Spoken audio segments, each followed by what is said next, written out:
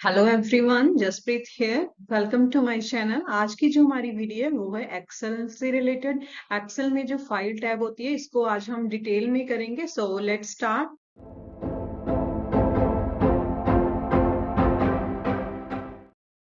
तो फ्रेंड्स, जैसे ही आप एक्सेल को ओपन करोगे तो आपको इस तरीके का जो है फ्रंट पेज यहाँ पर देखने को मिलेगा। और जैसे ये लेफ्ट साइड में हमारे पास मतलब कि टैब्स प्रोवाइड किए हैं। जैसे होम टैब है हमारे पास, और ये हमारे पास न्यू, ओपन। न्यू जैसे अगर आपने कोई नया जो है नई वर्कबुक क्रिएट करनी है तो आप न्यू पर क्लिक कर सकते हो।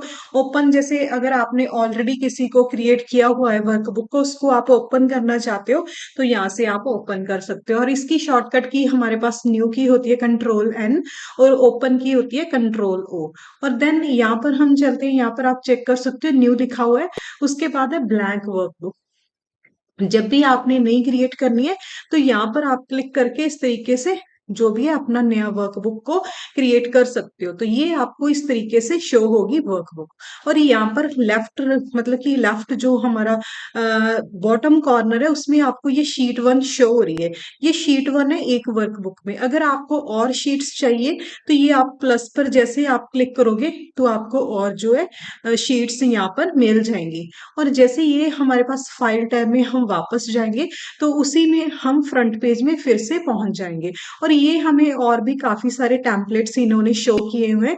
इनको भी मैं वन बाय वन बाद में आपको बताऊंगी। तो ये टेम्पलेट्स हैं, इनको भी आप चेक कर सकते हो, इनको भी आप यूज कर सकते हो। जैसे ये पाई चार्ट से रिलेटेड है, ये आपका फॉर्मूला से रिलेटेड है, ये ड्रॉप डाउन लिस्ट से रिलेटेड है। इस तरीके से हमारे पास ये अलग अलग, मतलब कि इन्होंने टेम्पलेट प्रोवाइड किए हुए हैं। देन यहाँ पर हमारे पास है सेव। सेव और सेव एज का क्या डिफरेंस होता है? सेव एज जैसे अगर हमारे पास हमारा जो डॉक्यूमेंट है उसको हमने कोई नेम और उसको लोकेशन देनी है तभी हम सेव एज जो है उसको यूज करते हैं। जैसे अगर हम सेव एज पर क्लिक करेंगे तो ब्राउज करने के बाद अगर आप सिंपल सेव कर दोगे तो आपका डॉक्यूमेंट जो आपकी वर्कबुक है वो डॉक्यूमेंट्स में आपका जो फोल्डर होता है उसमें सेव हो जाती है, जो कि सी में होता है। और अगर आपने खुद से लोकेशन देनी है उसको तो यहाँ से आप जो है अपने आप, जैसे डी में जाकर कोई और लोकेशन सिलेक्ट करनी है, जैसे आपने कोई फोल्डर सिलेक्ट करना है और उसमें जाकर आपने, जैसे ये एक्सेल का मेरा बना हुआ है, इसमें आपने जैसे सेव करना है तो आप इसमें डायरेक्ट इस तरीके से सेव कर सकते हो। मैंने उसका बुक का नेम नहीं चेंज किया, सॉरी, बुक 3 वहां पर भी शो हो रहा है। और इस तरीके से हम इसमें सेव कर सकते हैं। और जैसे ही हम इसमें कुछ भी एडिटिंग करेंगे हमारी वर्कबुक में तो सिंपल सेव को हम यूज कर सकते हैं। सेव का हमारे पास शॉर्टकट की होता है कंट्रोल S, और सेव एज का होता है F12। और उसके बाद है प्रिंट। प्रिंट का होता है कंट्रोल P। अभी हम चलते हैं हमारी वर्कबुक में। तो अभी ये मैंने आपको ये तो बता दिया कि हम, ये हमारे पास 4 वर्कबुक नहीं ओपन होगी है। ये वाली थी हमारी वर्कबुक 3। तो जैसे इसमें मैंने आपको ये शीट्स बताई थी, ठीक है। तो इनका जो है हम नेम वगैरह भी रीनेम कर सकते हैं। जैसे आप इस पर राइट क्लिक करोगे तो यहाँ से आप इसको रीनेम कर सकते हैं, जो भी आपने नेम देना है। जैसे मान लो आप स्टूडेंट, मतलब कि आप किसी स्कूल में एज अ क्लेरिकल जॉब कर रहे हो, जो आप टीचर हो, तो आप जैसे अलग अलग क्लासेस का जो है रिकॉर्ड एक ही वर्कबुक में रखना चाहते हो तो इनको रीनेम कर सकते हैं। जैसे यहाँ पर 10th क्लास लिख दिया, नेक्स्ट में आपने 11th लिख दिया, 12th लिख दिया, इस तरीके से आप इनको रीनेम कर सकते हो। और यहाँ से आप डिलीट भी कर सकते हो अगर आपने किसी इसमें जो है शीट को डिलीट करना है। इस तरीके से यहाँ से आप टैब कलर भी प्रोवाइड कर सकते हो। जैसे ये मैं इसको सिलेक्ट कर लेती हूँ तो ये ब्लू वाला टैब कलर इसको आ गया है इस तरीके से। और जैसे इसका रीनेम मैं आपको करके बता देती हूँ। जैसे इसका रीनेम हम कर देते हैं, मैं यहाँ पर 12th क्लास लिख देती हूँ। तो इस तरीके से हम जो है रीनेम कर सकते हैं। तो ये इसमें आपको जो है आसानी बहुत हो जाती है कि आप जैसे डायरेक्ट उस पर क्लिक कर सकते हो। जैसे शीट 2, शीट 3, इसमें थोड़ी सी कंफ्यूजन होती है तो आप अपने अकॉर्डिंग इनको रीनेम कर सकते हो। तो ये जो हमारे पास वर्कशीट है, इसमें जो ये सिंगल होता है, जैसे ये सिंगल आपको शो हो रहा है, ये बाउंड्री है इस पर ग्रीन कलर की, तो इनको हम सेल्स बोलते हैं। जैसे जिस पर भी मैं मूव कर रही हूँ वहां पर आप चेक कर पा रहे हो ये भी हाईलाइट हो गया और इधर से ये भी हाईलाइट हो गया। पहले तो ये ABC जो भी लिखा हुआ है इनको हम बोलते हैं कॉलम्स, जो टॉप टू बॉटम होते हैं। जैसे ये वाला A कॉलम है पूरा, मतलब टॉप से लेकर बॉटम तक A पूरा कॉलम है। और जो ये हमारे पास 1 2 3 की फॉर्म में है इनको हम बोलते हैं रोज, ये हमारे पास लेफ्ट टू राइट होती हैं। जैसे ये 10th, ये वाली हमारे पास 10th रो हो गई, ठीक है, और ये हमारे पास के कॉलम हो गया। तो इस तरीके से हम इनको रोज एंड कॉलम बोलते हैं। और जैसे मान लो ये हमारा Z तक हमारे पास ABC होती है, क्या Z के बाद हमारे पास कॉलम खत्म हो जाएंगे? नहीं, उसके बाद हमारे पास कॉम्बिनेशंस में कॉलम होते हैं। जैसे डबल ए के कॉम्बिनेशन में हो जाएंगे, AB हो जाएगा, AC हो जाएगा, इस तरीके से। और जब टू टू लेटर्स का कॉम्बिनेशन खत्म हो जाएगा, फिर थ्री जो हमारे लेटर्स है उनका कॉम्बिनेशन स्टार्ट हो जाता है। जैसे triple A, double AB, ABC, ACA, इस तरीके से हमारे पास थ्री लेटर कॉम्बिनेशन तक हमारे पास कॉलम्स होते हैं। और रोज तो जो है काउंट मतलब कि कहीं तक भी लेकर जा सकते हैं, तो इनमें ऐसा कुछ नहीं होता। और यहाँ से जैसे हम इस सेल को सिलेक्ट कर पा रहे हैं, तो इसका जो एड्रेस ये हमारे पास यहाँ पर शो होता है। इसको हम बॉक्स का नेम भी बोल सकते हैं और एड्रेस भी बोलते हैं। जैसे F कॉलम है और जो 7th रो है, तो इसमें हम जो भी कुछ लिखेंगे, जैसे इसमें लिखेंगे तो E7 में हम कुछ लिख रहे हैं, तो यहाँ पर आपको वो शो हो जाएगा जो उसका नेम है। और ये हमारे पास फॉर्मूला बार होती है, जिसमें हम फॉर्मूला वगैरह अपना ऐड करते हैं। जो भी हम फॉर्मूला नीचे लिखेंगे तो वो यहाँ पर शो होगा। तो ये इस, तो अगर हमने टोटल देखना है कि इसमें कितनी रोज और कितने कॉलम है, तो आप ये जो आपके पास ये ट्रायंगल शो हो रहा है, इस पर जैसे आप क्लिक करोगे तो आपको यहाँ पर जो है शो हो जाएगा। ऊपर जो आप यहाँ पर चेक कर पा रहे हो, यहाँ पर देखो 10458 इतनी हमारे पास रोज हैं। और जो है मतलब कि ये अभी हम इसको पहले थोड़ा सा इसका साइज इंक्रीज कर लेते हैं ताकि आपको प्रॉपर शो हो। जैसे इस पर अभी हम क्लिक करेंगे तो ये आप चेक कर सकते हो 1048576 इतनी रोज होती हैं, 16384 इतने हमारे पास कॉलम्स होते हैं। सी कॉलम के लिए है और आर जो है वो हमारे पास रोज के लिए यहाँ पर शो हो रहे हैं।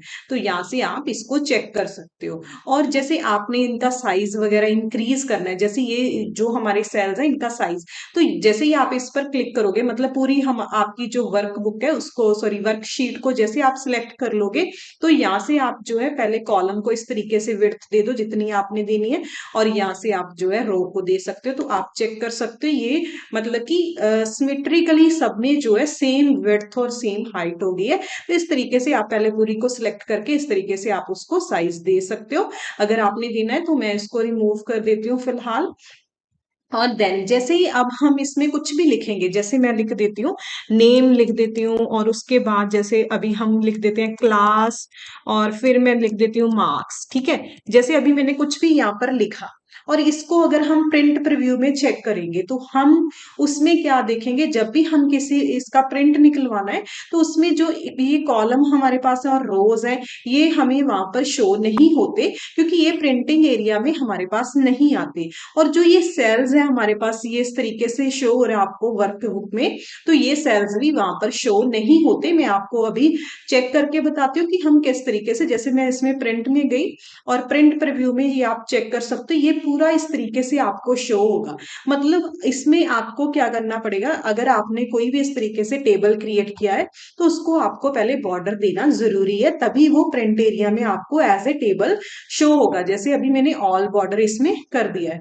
अभी जैसे हम चेक करेंगे प्रिंट प्रीव्यू में जाकर, तो अभी ये बॉर्डर आ गया। तो इस तरीके से फिर बॉर्डर आता है अगर आप उसको जैसे बॉर्डर्स दोगे, तो अदरवाइज जो जो ये सेल्स है वो एकदम प्लेन वहां पर शो होती हैं। और जो ये आपके पास डॉटेड लाइंस आई हैं, ये हमारा प्रिंट एरिया बता रहा है कि यहाँ तक आप प्रिंट कर सकते हो, सेकंड पेज यहाँ से प्रिंट होगा। और अगर आप चाहते हो कि जे के बाद भी आपको जैसे कोई कॉलम चाहिए, तो आप इनको इस तरीके से मूव कर सकते हो, तो जो जितने भी आपको कॉलम चाहिए वो यहाँ पर आ जाएंगे। जैसे अभी देखो एल तक कॉलम यहाँ पर आ गया है। और जैसे नेम को भी इस तरीके से कर लो, तो इस तरीके से हम जितने सेल्स आपको चाहिए आप इसमें लेकर आ सकते हो। और एक वे और है, पेज लेआउट में जाकर आप ओरिएंटेशन में जाकर लैंडस्केप कर लोगे, तभी भी आपको देखो ये काफी एरिया प्रोवाइड कर दिया प्रिंटिंग का। अब यहाँ तक आप जो है इसमें टाइप कर सकते हो, या लिख सकते हो, या रिकॉर्ड रेडी करना, जो भी आपने करना है वो यहाँ पर आप इजिली कर सकते हो। और अभी मैं आपको थोड़ी सी जैसे एक्सेल से रिलेटेड शॉर्टकट्स हैं वो अभी बताती हूँ।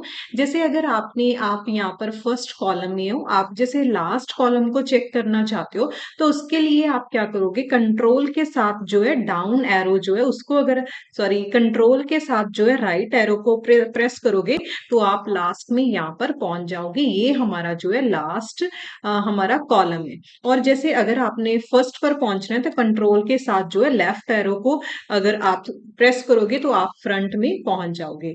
और जैसे अगर आपने रोज में मूव करना है, लास्ट रो आपने चेक करनी है, तो कंट्रोल के साथ डाउन एरो प्रेस करोगे तो आपको लास्ट वाली रो यहाँ पर शो हो जाएगी। और कंट्रोल के साथ अगर आप जो है अप वाला एरो यूज करोगे तो आप जो है स्टार्टिंग रो में पहुंच जाओगे। तो ये थे हमारे जैसे मूव करने के लिए मतलब कि रोज और कॉलम में मूव करने के लिए ये शॉर्टकट थे। और अगर जैसे आपने ये आपकी शीट्स है इनमें स्विच करना है तो उसका शॉर्टकट होता है कंट्रोल के साथ पेज डाउन और पेज अप। जैसे अभी हम जो है जैसे अगर हमने राइट टू लेफ्ट, जैसे ये राइट टू लेफ्ट मूव करना है तो हम क्या करेंगे, कंट्रोल के साथ पेज अप। और जैसे अभी हम लेफ्ट टू राइट मूव करेंगे तो कंट्रोल के साथ हम पेज डाउन जो है उसको अगर हम यूज करेंगे तो हम यहाँ पर मूव कर सकते हैं पेज डाउन। ओके, सॉरी मुझे पेज डाउन नहीं मिल रहा था। जैसे अभी कंट्रोल के साथ अभी मैं पेज डाउन प्रेस कर रही हूँ तो हम राइट साइड मूव कर रहे हैं, और जैसे कंट्रोल के साथ मैं पेज अप मूव कर रही हूँ तो अब हम इस साइड स्विच कर सकते हैं। तो इस तरीके से हम जो है शीट्स में स्विच कर सकते हैं। ये हमारा मतलब कि शीट में स्विच करने के लिए शॉर्टकट था। और नेक्स्ट है, अगर आपने किसी रो को हाइड और अनहाइड करना है या किसी कॉलम को हाइड और अनहाइड करना है, उनके लिए आप जो है शॉर्टकट यूज कर सकते हो। कंट्रोल के साथ जो है आप जो 9 को प्रेस कर दोगे तो जैसे आपने जो भी रो सिलेक्ट की होगी वो हाइड हो जाएगी। जैसे मैं ये 9 जो हमारे पास रो है, जैसे इसको सिलेक्ट करती हूँ, ये आपको यहाँ से रो को सिलेक्ट करना पड़ेगा। जैसे ही आप इसको सिलेक्ट करोगे और कंट्रोल के साथ आप 9 को प्रेस करोगे तो ये वाली रो जो आप चेक कर सकते हो हाइड हो गई है। 8 के बाद डायरेक्ट हमारे पास 10 है, 9th रो थी जो वो हाइड हो गई है। और जैसे अगर हमने इसको अनहाइड करना है तो आपको इन दोनों रोज को सिलेक्ट करना पड़ेगा इस तरीके से। जब आप इनको सिलेक्ट करोगे तो आप कंट्रोल शिफ्ट के साथ जैसे 9 प्रेस करोगे तो ये अनहाइड हो जाएगी। अभी मैंने कंट्रोल शिफ्ट के साथ 9 को प्रेस किया था तो ये अभी हमारे पास अनहाइड हो गई है। इसी तरीके से हम कॉलम को भी हाइड और अनहाइड कर सकते हैं। जैसे ये मान लो मैंने आई कॉलम को सिलेक्ट किया और इसके लिए है कंट्रोल के साथ अगर आप 0 को प्रेस करोगे, जैसे ही कंट्रोल के साथ 0 को प्रेस करोगे तो ये हमारा जो कॉलम है वो हाइड हो जाता है। और जैसे इसके लिए जैसे अभी मैं इसको सिलेक्ट करके कंट्रोल शिफ्ट के साथ 0 प्रेस करूंगी तो ये अनहाइड नहीं होगा।